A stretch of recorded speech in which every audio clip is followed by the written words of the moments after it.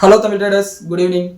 இன்றைக்கி நம்மளோட மார்க்கெட் வந்து பார்த்திங்கன்னா நெகட்டிவாக தான் முடிஞ்சிருக்கு. அண்ட் அதுக்கு காரணம் வந்து பார்த்திங்கன்னா சனிக்கிழமை ஞாயிற்றுக்கிழமை நடந்த கலாட்டா தான். அதை பற்றி வந்து பார்த்திங்கன்னா நேற்று வீடியோலேயே பேசியிருக்கோம், இன்றைக்கி காலையில் ப்ரீ மார்க்கெட் வீடியோலையும் நம்ம பேசியிருக்கோம். இருந்தாலும் அதை பார்க்காதவங்களுக்கு ஒரு சின்ன அவுட்லைன்.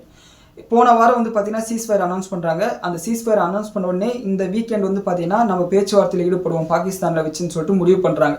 அதனோட விளைவாக வந்து பார்த்தீங்கன்னா சனிக்கிழமை ஈவினிங் நம்மளோட டைமிங்க்கு வந்து பார்த்தீங்கன்னா ஈவினிங் வந்து அமெரிக்காவும் ஈரானும் பாகிஸ்தானுக்கு வராங்க பேச்சுவார்த்தை பண்ணுறதுக்கு. ஸோ ஸ்டார்டிங்கில் இந்த பேச்சுவார்த்தை ஆரம்பித்தப்போ வந்து பார்த்தீங்கன்னா பாசிட்டிவான அப்டேட்ஸாக வருது. அதாவது ஈரானோட பல கண்டிஷனுக்கு வந்து அமெரிக்கா ஒத்துக்கிறாங்க. ஈரான் என்ன கேட்குறாங்க, எங்கள் மேலே போட்டிருக்கிற சாங்ஷன்ஸ் எல்லாம் ரிமூவ் பண்ணுங்கள், நாங்கள் ஃப்ரீயாக ட்ரேட் பண்ணணும்னு கேட்குறாங்க. அதுக்கு அமெரிக்கா ஒத்துக்கிறாங்க. அண்ட் ரெண்டாவதாக ஈரான் என்ன கேட்குறாங்க, பல இன்டர்நேஷ்னல் மார்க்கெட்டில் எங்களோட அசட்ஸ் எல்லாம் ஃப்ரீஸ் பண்ணி வச்சுருக்கீங்க, அதனோட மதிப்பு மட்டும் $6 பில்லியன் அளவுக்கு இருக்கும், அது எல்லாத்தையும் அன்ஃப்ரீஸ் பண்ணுங்கன்னு கேட்குறாங்க. அதுக்கும் அமெரிக்கா ஒத்துக்கிறாங்க. ஸோ பாசிட்டிவான அப்டேட் தான் வருதுன்னு சொல்லிட்டு நம்மளும் தூங்க போகிறோம். தூங்கி எழுந்து பார்த்தா ஜேடி வேன்ஸ் வந்து இன்டர்வியூ கொடுக்குறாரு, நெகோசியேஷன் ஃபெயில் ஆயிடுச்சுன்னு சொல்லிட்டு. இது வந்து யூஎஸ்ஏக்கு விட ஈரானுக்கு தான் நெகட்டிவான விஷயம்னு சொல்லிட்டு அவர் அமெரிக்காவுக்கு கிளம்பி போயிட்டார். எந்த இடத்துல பிரச்சனை வந்துச்சுன்னா ரெண்டு விஷயம் தான். ஒன்று, ஈரான் கிட்ட அமெரிக்கா என்ன கேட்குறாங்கன்னா, நீங்கள் அணு ஆயுதத்தை வச்சுக்கக்கூடாது, அதே மாதிரி யுரேனியம் என்ரிச்மெண்ட் பண்ணக்கூடாதுன்னு சொல்கிறாங்க. அதே மாதிரி யுரேனியம் என்ரிச் பண்ணி ஆல்ரெடி வச்சுருக்கீங்களா ஒரு 450 கிலோ, அது ஒன்று அமெரிக்கா கிட்ட கொடுங்க, இல்லைன்னா இன்டர்நேஷனல் அட்டாமிக் எனர்ஜி ஏஜென்சி கிட்ட கொடுத்துருங்கன்னு சொல்லி கேட்குறாங்க. இதுக்கு ஈரான் வந்து ஒத்துக்கிறது இல்லை. அணு ஆயுதம் வச்சுக்கிறது எங்களோட தனிப்பட்ட விஷயம், அதெல்லாம் நீங்கள் தலையிடக்கூடாதுன்னு சொல்லிட்டு சொல்லிடுறாங்க. ரெண்டாவது, இந்த ஸ்டேட் ஆஃப் ஹார்மஸில் வந்து பார்த்தீங்கன்னா போகிற கப்பலுக்கெல்லாம் காசு வாங்குற பஞ்சாயத்து, இதுக்கும் வந்து பார்த்தீங்கன்னா அமெரிக்கா வந்து ஒத்துக்கிறது இல்லை. ஈரான் வந்து என்ன கேட்குறாங்க, ஒவ்வொரு கப்பலுக்கும் நாங்கள் $2 மில்லியன் அளவுக்கு வாங்குவோம், ஒருவேளை சின்ன கப்பலாக இருந்தால் ஒரு பேரல் க்ரூட் ஆயிலுக்கு $1 கணக்கு போட்டு நாங்கள் வாங்கிப்போம் அப்படின்னு சொல்லி கேட்குறாங்க. இது எதனால் சொல்கிறாங்கன்னா, நீங்கள் அட்டாக் பண்ணீங்க இல்லையா, அதனால பயங்கரமாக டேமேஜ் ஆயிருக்கு, அந்த டேமேஜ் எல்லாம் சரி பண்ணணும்னா எங்களுக்கு காசு வேணும், அந்த காசுக்காக தான் நாங்கள் இந்த காசை வாங்க போகிறோம்னு சொல்கிறாங்க. அதுக்கு அமெரிக்கா ஒத்துக்கிறது இல்லை. காரணம் என்னன்னா, இன்டர்நேஷனலாகவே வந்து பார்த்தீங்கன்னா மேரிடைம் லான்னு சொல்லிட்டு ஒன்று இருக்குது. இந்த மேரிடைம் லாவை தான் வந்து பார்த்தீங்கன்னா உலகம் ஃபுல்லாக வந்து பார்த்தீங்கன்னா கப்பல்கள் வந்து ஃபாலோ பண்ணும். அந்த சட்டப்படி எந்த கப்பல் வேணாலும் எந்த இன்டர்நேஷனல் டெரிட்டரியில் வேணாலும் போகலாம். ஸோ இதுக்கு எதிராக வந்து இது இருக்குன்னு சொல்லிட்டு அமெரிக்கா மறுத்துடுறாங்க. 20 மணி நேரம் பக்கத்தில் பேச்சுவார்த்தை நடத்தி வந்து பார்த்தீங்கன்னா ஈரான் இறங்கி வர மாட்டேன்றாங்க, அமெரிக்கா விட்டு கொடுக்க மாட்டேன்றாங்க. இதனால இந்த பேச்சுவார்த்தை ஃபெயில் ஆயிடுது. ஒன்ஸ் ஜேடி வேன்ஸ் வந்து இந்த மாதிரி பேசிட்டு போனதுக்கப்புறம் வந்து பார்த்தீங்கன்னா ட்ரம்ப் வந்து சோஷியல் மீடியாவில் ஒரு போஸ்ட் போடுறாரு ஈவினிங்காக. அந்த போஸ்ட் வந்து பார்த்தீங்கன்னா ரொம்ப பெருசு, அதை படித்து புரிஞ்சுக்கிறதுக்கே அரை மணி நேரம் ஆகும். அதில் வந்து அவர் குறிப்பாக என்ன சொல்கிறாருன்னா, நாங்கள் ஸ்டேட் ஆஃப் ஹார்மஸில் நேவல் பிளாக்கேட் வந்து அறிவிக்கிறோம், அதாவது இதுக்கு மேலே எந்த கப்பலும் ஸ்டேட் ஆஃப் ஹார்மஸ்க்குள்ளாரி போகாது, வெளியும் போகாதுன்னு சொல்கிறாரு. இதனால் வரையும் வந்து பார்த்தீங்கன்னா ஈரான் என்ன பண்ணாங்களோ அது இது மேலே அமெரிக்கா பண்ண போகுது. இது வந்து பார்த்தீங்கன்னா ஈரானுக்கு ஒரு செக்மேட்டுன்னே சொல்லலாம். காரணம் என்னன்னா, கிட்டத்தட்ட இப்போ வந்து ஏப்ரல் 13 பிப்ரவரி 28 இந்த பஞ்சாயத்து ஆரம்பிச்சது. 45 நாளில் இவ்வளோ நெருக்கடியில் ஈரான் வந்து தைரியமாக நிற்குதுன்னா அதுக்கு காரணம் ரெண்டே விஷயம் தான். ஒன்று, ஸ்டேட் ஆஃப் ஹார்மஸ் அவங்க கண்ட்ரோலில் இருக்கிறது. ரெண்டாவது, இந்த பிரச்சனையே போயிட்டு இருந்தாலும் சைனா, நார்த் கொரியா மாதிரியான நாடுகளுக்கு ஈரான் வந்து தொடர்ந்து க்ரூட் ஆயிலை வித்துட்டு இருக்கு. இந்த ரெண்டு விஷயத்தினால தான் வந்து பார்த்தீங்கன்னா ஈரான் வந்து ஸ்ட்ராங்காக நின்றுட்டு இருக்கு. இப்போ இந்த ஸ்டேட் ஆஃப் ஹார்மஸ்குள்ளார இவங்க வந்து வெளியில் ஒரு கேட்டை போட்டாங்கன்னா இதுக்கு மேலே வந்து பார்த்தீங்கன்னா அமெரிக்கா கிட்ட கேட்டுட்டு அதுக்கப்புறம் ஈரான் கிட்ட கேட்டுட்டு போகிறதுக்கு நாங்கள் சும்மாவே இருக்கலாம்னு சொல்லிட்டு எல்லா கம்பெனியும் முடிவு பண்ணிடுவாங்க. அண்ட் அதே மாதிரி வந்து பார்த்தீங்கன்னா ஈரானோட எந்த கப்பலும் வந்து பார்த்தீங்கன்னா இனிமேல் வெளியே போகாதுன்னு போது அவங்களோட ட்ரேடும் பாதிக்கப்படும். ஸோ இந்த இடத்துல வந்து பார்த்தீங்கன்னா கண்டிப்பாக ஈரான் வந்து மறுபடியும் பேச்சுவார்த்தைக்கு வந்ததாகணும். அண்ட் இந்த நேவல் பிளாக்கேட் வந்து பார்த்தீங்கன்னா இன்னைக்கு ஏப்ரல் 13 அவங்க டைமிங்க்கு காலையில் 10 மணிக்கு, அதாவது நம்ம டைமிங் நைட் 8 மணி அளவுக்கு வந்து பார்த்தீங்கன்னா ஸ்டார்ட் ஆக ஆரம்பிக்க போகுது. ஒன்ஸ் இது ஸ்டார்ட் ஆனதுக்கப்புறம் கலாட்டா என்ன மாதிரி ஆக போகுதுன்னு சொல்லிட்டு நம்ம வெயிட் பண்ணி தான் பார்க்கணும். ஸோ இந்த பஞ்சாயத்தின் காரணமாக தான் நம்மளோட மார்க்கெட் வந்து இன்னைக்கு கிராஷ் ஆச்சு. இன்னைக்கு காலையில் நம்மளோட நிஃப்டி வந்து பார்த்தீங்கன்னா கிட்டத்தட்ட 460 பாயிண்ட் கேப் டவுனில் ஓப்பன் ஆகுது. அண்ட் அதே மாதிரி இந்த மிடில் ஈஸ்ட் சென்சிட்டிவிட்டி ஸ்டாக்ஸ், அதாவது இந்த LNT oil companies, oil marketing companies, எல்லா கம்பெனிஸும் வந்து பார்த்தீங்கன்னா பயங்கரமாக அடி வாங்குது.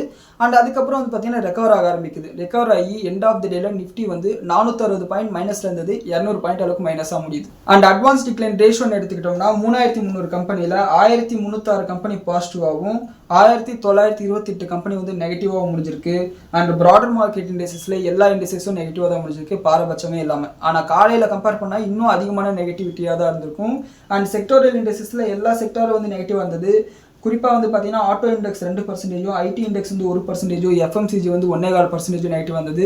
ஃபார்மா அண்ட் ஹெல்த் கேர் வழக்கம் போலே ஒரு 0.5% அளவுக்கு நெகட்டிவாக இருந்தது. அது டிஃபென்சிவ் ஸ்டாக் இல்லையா, ட்ரம்ப் வாயை திறக்காமல் அவங்களுக்கு பெருசாக எந்த பிரச்சனையும் இல்லை. அண்ட் அடுத்து வந்து பார்த்தீங்கன்னா FII டேட்டா எடுத்துக்கிட்டோம்னா FIIs வந்து பார்த்தீங்கன்னா 1983 கோடி ரூபாய்க்கு செல் பண்ணியிருக்காங்க. DIs வந்து பார்த்தீங்கன்னா 2400 கோடி ரூபாய்க்கு பை பண்ணியிருக்காங்க. அண்ட் வெள்ளிக்கிழமை வந்து பார்த்தீங்கன்னா FIIஸோட இண்டெக்ஸ் ஷார்ட் பொசிஷன் வந்து 78% குறைச்சிருக்காங்க. வியாழக்கிழமை இது வந்து 80% நெகட்டிவாக இருந்தது. இருந்தது, இப்போ 78% குறைச்சிருக்காங்க. இது வந்து பார்த்தீங்கன்னா ஒரு பாசிட்டிவான அப்டேட்டாக பார்க்கப்படுது. வெள்ளிக்கிழமை எஃப்ஐஎஸ் வந்து பை சைடு இருந்தாங்க, இன்னைக்கு வந்து அகைன் செல் சைடாக மாறிக்காங்க. இன்னைக்கு அவங்களோட எஃப்என்டோ பொசிஷன் எப்படி இருக்குன்னு சொல்லிட்டு வெயிட் பண்ணி தான் பார்க்கணும். அண்ட் க்ரூட் ஆயில் வந்து பார்த்தீங்கன்னா காலையிலேருந்தே வந்து பார்த்தீங்கன்னா பயங்கரமாக விலை இன்க்ரீஸ் ஆயிருந்தது. $102 $105 வரை இன்க்ரீஸ் ஆயிருந்தது. க்ரூட் ஆயிலோட விலை இன்க்ரீஸ் ஆனதுனால யூரோவாக இருக்கட்டும், ஜாப்பனீஸ் கரன்சியாக இருக்கட்டும், நம்மளோட கரன்சியாக இருக்கட்டும் எல்லாமே பயங்கரமாக டிப்ரிஷியேட் ஆயிருந்தது. நம்மளோட USD INR வந்து பார்த்தீங்கன்னா $93.32, அதாவது இன்னைக்கு ஒரே நாளில் 30 பைசா அளவுக்கு இன்க்ரீஸ் ஆயிருக்கு. ஸோ இதுதான் வந்து பார்த்தீங்கன்னா கரன்சி மார்க்கெட்டில் இருக்கிறது. And gold and silver prices வந்து பார்த்தீங்கன்னா ஒரு 0.5% அளவுக்கு ஆசிலேஷனில் இருக்குது. கோல்டு வந்து பார்த்தீங்கன்னா இன்டர்நேஷனல் மார்க்கெட்டில் $4720 அண்ட் நம்மளோட மார்க்கெட்டில் 22 கேரட் கோல்டு 13,930 24 கேரட் கோல்டு வந்து 15,200 ட்ரேட் ஆகிட்டு இருக்கு. அண்ட் ரொம்ப முக்கியமாக வந்து பார்த்தீங்கன்னா அமெரிக்காவோட CPI இன்ஃப்ளேஷன் டேட்டா வந்து ரிலீஸ் பண்ணியிருக்காங்க. மார்ச் மாதத்துக்கான CPI இன்ஃப்ளேஷன் டேட்டா இது வந்து பார்த்தீங்கன்னா பிப்ரவரி மாதம் 2.4% இன்ஃப்ளேஷன் இருந்தது. அண்ட் மார்ச் மாதத்தில் வந்து பார்த்தீங்கன்னா 3.3% அளவுக்கு இன்க்ரீஸ் ஆயிருக்கு. கிட்டத்தட்ட 90 பேசிஸ் பாயிண்ட்ஸ் அளவுக்கு வந்து பார்த்தீங்கன்னா அவங்களுக்கு இன்ஃப்ளேஷன் வந்து இன்க்ரீஸ் ஆயிருக்கு. காரணம் என்னன்னு நம்ம எல்லாருக்கும் தெரியும், க்ரூட் ஆயிலோட விலை ஏறினதுனால அவங்களோட கேஸ் ப்ரைஸஸ்லாம் இன்க்ரீஸ் ஆயிருக்கு, அதுதான் காரணம். அண்ட் அடுத்து ஸ்டாக் ஸ்பெசிஃபிக் நியூஸ்ன்னு வந்தோம்னா ICICI Prudential AMC வந்து பார்த்தீங்கன்னா அவங்களோட Q4 நம்பர்ஸ் ரிலீஸ் பண்ணியிருக்காங்க. அண்ட் அவங்களோட ப்ராஃபிட் வந்து பார்த்தீங்கன்னா இயர் ஆன் இயர் பேசிஸில் 10% அளவுக்கு இன்க்ரீஸ் ஆயிருக்கு. ஒரு ஷேருக்கு $12.40 அளவுக்கு டிவிடெண்டும் அனௌன்ஸ் பண்ணியிருக்காங்க. இது வந்து பார்த்தீங்கன்னா அந்த ஷேர் ஹோல்டர்ஸ் நோட் பண்ணிக்கோங்க. அண்ட் அடுத்து வந்து பார்த்தீங்கன்னா லூபினுக்கு போன வாரமே நியூஸில் பார்த்துருந்தோம், இந்த மாதிரி டாபாக்ளிஃபோசன் டேப்லெட்டுக்கு வந்து பார்த்தீங்கன்னா USFDA அப்ரூவல் கிடைச்சிருச்சுன்னு சொல்லிட்டு அவங்க வந்து அவங்களோட டேப்லெட்டை லான்ச் பண்ணிட்டாங்க.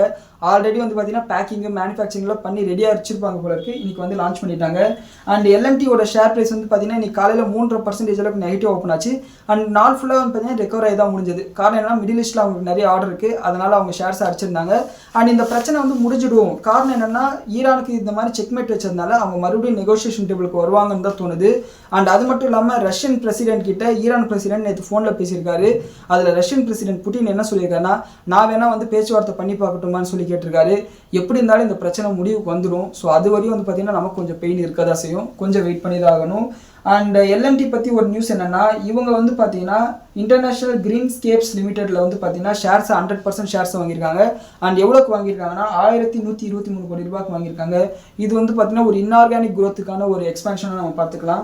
அண்ட் அடுத்து வந்து பார்த்தீங்கன்னா இந்த ஃபிஷரிஸ் எக்ஸ்போர்ட், இந்த நண்டு எறா இது மாதிரி எக்ஸ்போர்ட் பண்ணது வந்து பார்த்தீங்கன்னா 68,000 கோடிக்கு இந்த வருஷம் எக்ஸ்போர்ட் பண்ணியிருக்கிறதா சொல்லியிருக்காங்க. இதுக்கு முந்தின வருஷம் வந்து பார்த்தீங்கன்னா 60,000 கோடிக்கு எக்ஸ்போர்ட் பண்ணியிருக்காங்க. கிட்டத்தட்ட 12-13% அளவுக்கு எக்ஸ்போர்ட் வந்து இன்க்ரீஸ் ஆயிருக்கு. இது வந்து பார்த்தீங்கன்னா Avanti Feeds, Apex Frozen Foods இந்த மாதிரி கம்பெனிஸ்க்கு வந்து பாசிட்டிவான அப்டேட். அண்ட் அடுத்து வந்து பார்த்தீங்கன்னா டாடா சன்ஸ் IPO வர மாதிரி ஒரு ரூமர் வந்து போயிட்டு இருக்கு. இதனால வந்து பார்த்தீங்கன்னா டாடா குரூப்போட ஷேர்ஸ் எல்லாம் ஃபோக்கஸ்ல இருந்தது. குறிப்பாக இன்னைக்கு டாடா கெமிக்கல்ஸோட ஷேர் பிரைஸ் இன்ட்ராடேல 9% அளவுக்கு இன்க்ரீஸ் ஆயிருந்தது. காரணம் என்னன்னா, இந்த டாடா கெமிக்கலுக்கு வந்து பார்த்தீங்கன்னா டாடா சன்ஸில் 2.5% அளவுக்கு ஷேர் ஹோல்டிங் இருக்குது.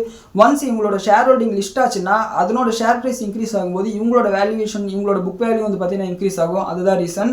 அண்ட் டாடா குரூப்பில் வந்து பார்த்தீங்கன்னா எந்தெந்த கம்பெனிக்கு டாடா சன்னில் எவ்வளோ ஷேர்ஸ் இருக்குன்னா, டாடா ஸ்டீலுக்கு வந்து பார்த்தீங்கன்னா 3.1% ஷேர் இருக்குது, டாடா கெமிக்கலுக்கு வந்து 2.5% ஷேர் இருக்குது, டாடா பவருக்கு 1.7%, அந்த இந்தியன் ஹோட்டலுக்கு வந்து பார்த்தீங்கன்னா 1.1%, டாடா கன்சூமர் ப்ராடக்ட்க்கு 0.4% அளவுக்கு ஷேர்ஸ் இருக்குது. ஒன்ஸ் டாடா சன்ஸ் லிஸ்ட் ஆச்சுன்னா அப்போ இவங்களோட ஷேர் ப்ரைஸ் எல்லாம் இன்க்ரீஸ் ஆகிறதுக்கு வாய்ப்பு இருக்குது. ஒருவேளை லிஸ்ட் ஆகலைன்னா தொப்புன்னு மறுபடியும் ஷேர் ப்ரைஸை கீழே போடுறதுக்கு வாய்ப்பு இருக்குது. ஆனால் டாடா கெமிக்கல் பொறுத்தவரையும் வந்து பார்த்தீங்கன்னா ஆல்ரெடி 50% அளவுக்கு டவுனில் தான் அவங்களோட ஷேர் ப்ரைஸ் ட்ரேட் ஆகிட்டு இருக்கு. இன்வெஸ்ட் பண்ணுறவங்க இன்வெஸ்ட் பண்ணிக்கலாம், நல்ல வேல்யூவேஷனில் தான் ட்ரேட் ஆகிட்டு இருக்கு. அண்ட் அடுத்து வந்து பார்த்தீங்கன்னா டிராக்டர் கம்பெனியில் ஒரு ஸ்மால் கேப் கம்பெனினா அது ஸ்வராஜ் இன்ஜின்ஸ். அவங்களோட Q4 நம்பர்ஸ் வந்து ரிலீஸ் பண்ணியிருக்காங்க. அதாவது ப்ராஃபிட் வந்து இயர் ஆன் இயர் பேசிஸில் 20% இன்க்ரீஸ் ஆயிருக்கு. மார்ஜின் அதே அளவுக்கு மெயின்டைன் பண்ணுறாங்க. இது வந்து ஒரு பாசிட்டிவான விஷயம் தான். அண்ட் இவங்களோட மார்க்கெட் கேப்னு பார்த்தா வெறும் 4,744 கோடி தான். இவங்க வந்து பார்த்தீங்கன்னா ஒரு ஷேருக்கு வந்து $110 டிவிடெண்ட் அனௌன்ஸ் பண்ணியிருக்காங்க. இவங்களோட ஷேர் ப்ரைஸ் 3,906 இருக்குது. இவ்வளோ பெரிய ஷேர் ப்ரைஸ் இருந்தால் நம்மள மாதிரி அவங்க எப்படி வாங்குறது? ஒரு ஷேர் ஸ்பிளிட்டோ ஒரு போனஸோ கொடுத்தாங்கன்னா ஷேர் ப்ரைஸ் கம்மியாயிடும்ல. ஸோ இது வந்து பார்த்தீங்கன்னா நல்ல கம்பெனி தான், இன்வெஸ்ட் பண்ணுறவங்க பார்த்துக்கோங்க. ஸோ இப்போ நம்ம பேசிட்டு இருக்கிற இந்த நேரத்தில் வந்து பார்த்தீங்கன்னா நம்மளோட கிஃப்ட் நிஃப்டி வந்து ஒரு 20-30 பாயிண்ட் அளவுக்கு கேப் ஓப்பன் சொல்லிட்டு காமிச்சிட்டு இருக்கு. அண்ட் இந்த வீடியோ பற்றின உங்களோட கருத்துக்களை கீழே கமெண்ட் செக்ஷன் சொல்லுங்கள், நான் பார்த்து தெரிஞ்சுக்கிறேன். நன்றி, வணக்கம்.